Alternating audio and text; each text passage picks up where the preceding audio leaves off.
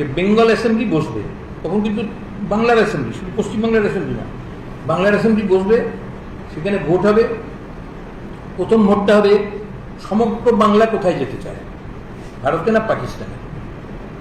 তাতে সমগ্র বাংলায় মুসলিম লীগের মেজরিটি ছিল, ওদের 117টা সিট ছিল, কংগ্রেসের ছিল 87টা। মনে রাখতে হবে তখন নির্বাচন হতো মুসলিমদের সংরক্ষিত আসনে শুধু মুসলিম লীগ দাঁড়াতে পারতো, মুসলিম লীগ সেখানে জিতেছিল। জেনারেল সিটে কংগ্রেস দাঁড়াতে পারতো।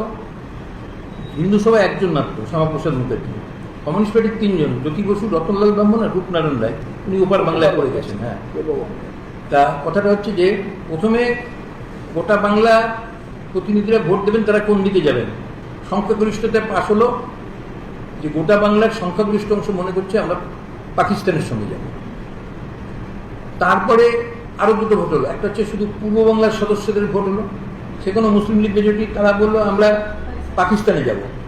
থার্ড হচ্ছে পশ্চিমবাংলার অংশের ভোট হলো। এটা বলাই ছিল কোনো একটা অংশ যদি বলে, কোনো একটা অংশের মেজরিটি পোর্শন যদি বলে যে আমি ভারতে যাবো, পাকিস্তানে যাবো, সেটাই মানতে হবে। এবার পশ্চিমবঙ্গের অংশের প্রতিনিধিদের যখন ভোট হলো, তখন মোট হচ্ছে 58 কি 59, তাতে না 80 মতন ছিল, 58 জন ভোট দিল আমরা পশ্চিমবঙ্গে যাব। এই 58 জনের ভিতরে একজন হিন্দু মহাসভা শ্যামাপ্রসাদ মুখার্জি, 2 জন কমিউনিস্ট পার্টি জ্যোতি বসু, রতনলাল ব্রাহ্মণ, আর বাকি সবই হচ্ছে কংগ্রেসের প্রতিনিধি। তাহলে শ্যামাপ্রসাদ মুখার্জি পশ্চিমবাংলার জনক, এটা কি করে হবে? প্রকৃতপক্ষে নেহেরু এবং প্যাটেল যদি ওইখানে রেজিস্ট না করতেন, রুখে না দাঁড়াতেন, মাউন্টব্যাটেনকে এটা মানানো খুব মুশকিল ছিল। কেন আপনারা জানেন ব্রিটিশ গভর্নমেন্ট ছিল প্রো মুসলিম লীগ গভর্নমেন্ট। স্বাধীনতা আন্দোলনে মুসলিম লীগও কোনোদিন জয়েন করেনি, হিন্দু মহাসভাও জয়েন করেনি। শ্যামাপ্রসাদ কোনোদিন জেলে যাননি, মোহাম্মদ আলী জিন্নাও কোনোদিন জেলে যাননি। 1941 সালে মুসলিম লীগেরই আর একটা কৃষক পূজা পার্টি, যার নেতা ফজলুল হক, যিনি পাকিস্তান দাবিতে লাহোর অধিবেশনে সমর্থন করে এসেছিলেন, তার সাথে একসাথে মন্ত্রিসভা করলেন শ্যামাপ্রসাদ, হকশ্যামা ক্যাবিনেট বলতো।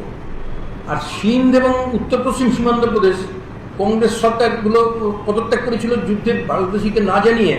দ্বিতীয় বিশ্বযুদ্ধে ভারতবর্ষকে জড়িয়ে দেওয়ার প্রতিবাদে কংগ্রেস না এক ভাই না এক ভাই, যুদ্ধে একটা ভাইকেও দেবো না, একটা পয়সাও দেবো না। এবং প্রথমে ইন্ডিভিজুয়াল ডিসোবিডিয়েন্স, তারপর আগস্ট আন্দোলন। 8টা রাজ্যের কংগ্রেস সরকার হেলায় ক্ষমতা ছাড়লো, এটা ভাবা যায় না আজকের যুগে। রিজাইন করলো। সেইখানে ওই ব্রিটিশ গভর্নমেন্ট, শ্যামাপ্রসাদ তখন হিন্দু মহাসভার প্রেসিডেন্ট, তাকে বুঝিয়ে সুঝিয়ে সিন্ধ এবং উত্তর পশ্চিম সীমান্ত প্রদেশে মুসলিম লীগ এবং হিন্দু মহাসভার কোয়ালিশন গভর্নমেন্ট হলো, ভাবতে পারেন।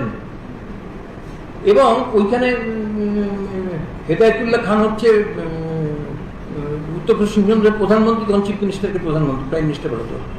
আর ওখানে সিন্ধে আর একজনকে, নামটা মনে করছে না এখনই, তার নেতৃত্বে মন্ত্রী হল। তারা প্রস্তাব পাস করলো আমরা পাকিস্তান চাই, হিন্দু মহাসভা চুপ করে বসে থাকবে।